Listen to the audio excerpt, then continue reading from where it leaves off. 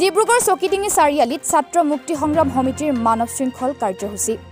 কা বাতিল কৃষক নেতা অখিল গগৈৰ মুক্তি কৃষক নেতা দীপনজ্যোতি ফুকনৰ মুক্তি আৰু তিনিখনকৈ কৃষক আইন বাতিলৰ দাবীত আজি ডিব্ৰুগড় চকিডিঙি চাৰিআলিত ছাত্ৰ মুক্তি সংগ্ৰাম সমিতিৰ উদ্যোগত এক মানৱ শৃংখল কাৰ্যসূচী ৰূপায়ণ কৰে ছাত্ৰ মুক্তি সংগ্ৰাম সমিতিৰ কেন্দ্ৰীয় সহকাৰী সম্পাদক দীপৰঞ্জন দুৱাৰাই কা বাতিলৰ দাবীত কঠোৰভাৱে সমালোচনা কৰে কা বাতিল আৰু কৃষক নেতা অখিল গগৈক অতি শীঘ্ৰে মুক্তি নিদিলে জানুৱাৰীৰ পৰা তীব্ৰ গণতান্ত্ৰিক আন্দোলন গঢ়ি তোলাৰ হুংকাৰ প্ৰদান কৰে প্ৰতিবাদকাৰীয়ে উক্ত কাৰ্যসূচীত ছাত্ৰ মুক্তি সংগ্ৰাম সমিতি ডিব্ৰুগড় জিলাৰ সভাপতি মাধুৰ্য বৰুৱা যুটীয়া সম্পাদকদ্বয় মনোজ কোচ আৰু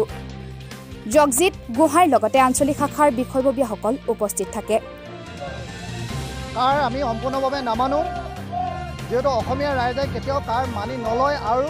অন্তিম সময়লৈকে নলয় আৰু ভাৰত চৰকাৰে সম্পূৰ্ণভাৱে আমাৰ বলপূৰ্বকভাৱে কাৰ জাপি দিবলৈ ওলাইছে আমি সম্পূৰ্ণভাৱে কাৰ বিৰোধাচৰণ কৰিছোঁ আৰু অসমীয়া ৰাইজে অন্তিম মুহূৰ্তলৈকে কাৰ নামানে আৰু আমি নামানো আৰু ছাত্ৰ মুক্তি সংগ্ৰাম সমিতিয়ে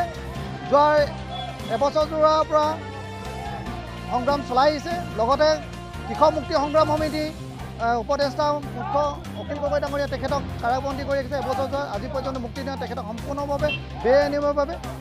জেলত আবদ্ধ কৰি ৰাখিছে আমি সম্পূৰ্ণভাৱে তেখেতক মুক্তি দিবৰ বাবে দাবী জনাইছোঁ এই সংগ্ৰামত জড়িত হোৱা চাওক আজি কা গিহি ধোৱা আজি এটা বছৰ অতিক্ৰম কৰিলে আৰু আমি ছাত্ৰ মুক্তি সংগ্ৰাম সমিতিয়ে আমি এই কা বলবৎ হোৱা নোহোৱা আগৰ পৰা কেব হৈ থকাৰ পৰাই আমি ছাত্ৰ মুক্তি সংগ্ৰাম সমিতি কৃষক মুক্তি সংগ্ৰাম সমিতি বিভিন্ন জাতীয় আৰু জনগোষ্ঠীয় সংগঠন লগত লৈ গাঁৱে ভূঞে সমূহ ৰাইজক লগত লৈ পিনি আমি এই কাখনৰ বিৰুদ্ধে এই জাতিদংগী কাখনৰ বিৰুদ্ধে আমি প্ৰতিবাদ সাব্যস্ত কৰি আহিছোঁ আৰু আজি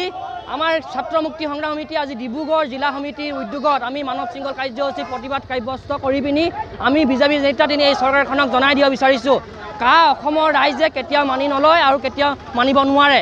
আমি দাবী উত্থাপন কৰিছোঁ অতি শীঘ্ৰে এই যোনখন জাতিদংগী কা এই কাখন অতি শীঘ্ৰে বাতিল কৰক অন্যথা অসমৰ ৰাইজে এই কাখনৰ বিৰুদ্ধে তথা এই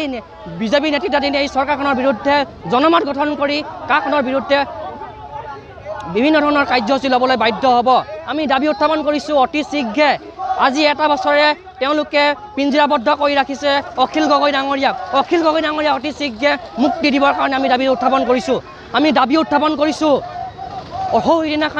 সৌদিনাখানি গ্ৰেপ্তাৰ কৰি ৰখা দীপনজ্যোতি ফুকনক আমি অতি শীঘ্ৰে মুক্ত কৰি দিবৰ কাৰণে আমি দাবী উত্থাপন কৰিছোঁ তেওঁলোকে সিদ্ধান্ত কৰি ৰখা এই ছাত্ৰ মুক্তি সংগ্ৰাম সমিতি আমি ডিব্ৰুগড় জিলা সমিতিয়ে আজি মানৱ শৃংখলৰ কাৰ্যসূচীৰ জৰিয়তে আমি চৰকাৰক জনাব খুজিছোঁ যে কা বাতিল কৰিব লাগিব প্ৰথম কথা আৰু দ্বিতীয় কথা আমাৰ অখিল গগৈৰ সৈতে দীপনজ্যোতি ফুকনক বিনা চৰ্তে মুক্তি দিব লাগিব যদিহে বিজেপি চৰকাৰে অখিল গগৈক মুক্তি নিদিয়ে আৰু কা বাতিল নকৰে তেতিয়াহ'লে কিন্তু জানুৱাৰী মাহৰ 1ম তাৰিখৰ পৰা গণবিদ্ৰোহৰ সূচনা আমি আৰম্ভ কৰিম news desk report time live Assam